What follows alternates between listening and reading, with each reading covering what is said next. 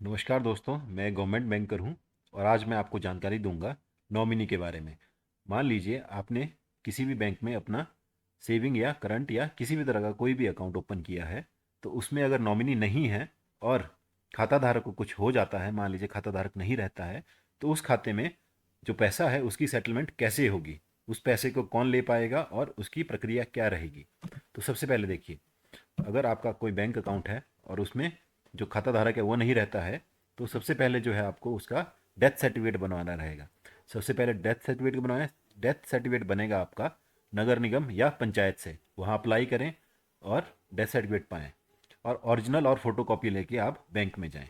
Bank में आपको photo copy देनी रहेगी, जो कि आपकी डेथ सर्टिफिकेट की फ़ोटो कॉपी है वो आपको बैंक में जमा करनी है। एक अकाउंट का प्रूफ, मतलब अकाउंट की पासबुक साथ में ले जानी है, और जो क्लेमेंट होंगे उनकी डिटेल भी आपको साथ में ले जानी है। तो अकाउंट में नॉमिनी नहीं है तो अकाउंट इजीली सेटल नहीं होगा, उसके लिए आपको बनाना रहेगा लीगल हायर सर्टिफिकेट। बैंक में जानकारी इसलिए देनी है ताकि temporary for the time being bank आपका अकाउंट फ्रीज कर सके, ताकि उसमें से कोई भी पैसा निकाल ना पाए। जब आपको बैंक को जानकारी दे देंगे टेम्परेरी आपका अकाउंट फ्रीज हो गया, डेबिट फ्रीज होगा, क्रेडिट फ्रीज नहीं होगा। डेबिट फ्रीज मतलब कोई पैसा निकाल नहीं पाएगा, क्रेडिट फ्रीज मतलब पैसा उसमें आता रहेगा। उसके बाद आपको बनाना है legal higher certificate. Legal higher certificate आपका बनेगा या तो तहसीलदार के पास या तो कोर्ट के थ्रू आपको बनाना रहेगा। और अगर कोई सक्सेशन सर्टिफिकेट है तो वो भी आपको जमा करना रहेगा। रिक्वायर्ड डॉक्यूमेंट्स क्या क्या रहेंगे? डेथ सर्टिफिकेट रहेगा, लीगल हायर सर्टिफिकेट रहेगा, केवाईसी, जो भी लीगल हायर्स हैं उनके केवाईसी चाहिए, आधार, पैन, और बैंक में जाके आपको एक क्लेम फॉर्म बनेगा, मिलेगा, जिसको भर के आप बैंक में जमा कर देंगे। और अब इस खाते में नॉमिनी तो नहीं रहा, बट जो लीगल हायर्स हैं वो सब लोग मिलकर किसी भी एक व्यक्ति को चिन्हित करेंगे जो बैंक से पैसा कलेक्ट करेगा, और जब उसके खाते में पैसा आ जाएगा तो वो सब लीगल हायर्स में उस पैसे को इक्वली डिस्ट्रीब्यूट करेगा। तो उसके लिए बैंक बोलेगा आपको एक इंडेमनिटी बॉन्ड बनाने के लिए। जनरली ये इंडेमनिटी बॉन्ड बनेगा 100 रुपये के स्टैम्प पेपर पे, ये नोटरी अटेस्टेड होगा।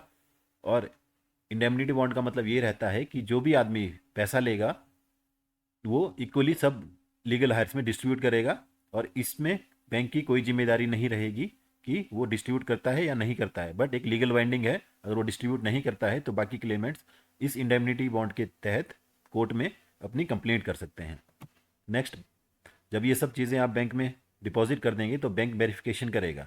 बैंक हो सकता है आपके घर आए पूछताछ करने कि जो व्यक्ति का अकाउंट था वो सच में मर चुका है, या आपने वैसे ही झूठ मूठ का डेथ सर्टिफिकेट बनवाकर बैंक में जमा करवाया। वेरिफिकेशन के बाद बैंक अपना अप्रूवल देगा और जो भी अमाउंट होगा वो आपके अकाउंट में सेटल कर देगा। अमाउंट सेटल करने के लिए दो तीन तरह की प्रक्रियाएं हैं। या तो अकाउंट में जो पैसा है वो नेफ्ट और आरटीजीएस के थ्रू आपके अकाउंट में आ जाएगा, जो भी लीगल है मिलकर एक आदमी को चिन्हित करेंगे कि इसके अकाउंट में पैसा डाल दीजिए, या उसी बैंक में अकाउंट रहेगा तो उसी अकाउंट में पैसा आ जाएगा। तो इस प्रोसेस में कुछ टाइम लगता है। जो भी टाइम लगेगा,